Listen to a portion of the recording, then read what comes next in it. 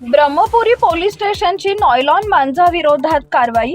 आगामी संक्रांत सणाच्या पार्श्वभूमीवर ब्रह्मपुरी पोलीस स्टेशन हद्दीत प्रतिबंधित नॉयलॉन मांजाच्या विक्री विरोधात कडक कारवाई करण्यात आली आहे।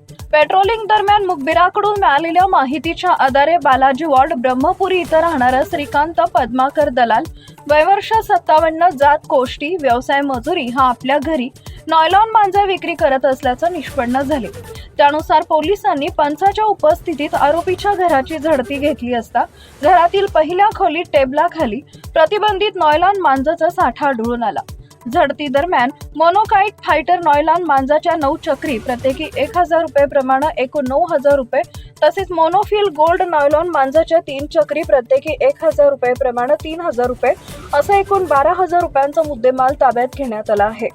या प्रकरणी आरोपी विरुद्ध पर्यावरण संरक्षण कायदा 1986 चे कलम 5 व 15 तसेच भारतीय न्याय संहितेच्या कलम 223 अन्वये गुन्हा नोंदवून पुढील तपास सुरू आहे।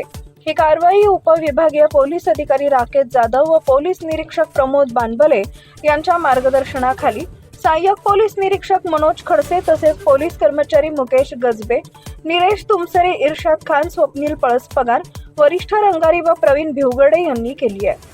ब्रह्मपुरी तालुका प्रतिनिधी रुपेश देशमुख यांचा रिपोर्ट।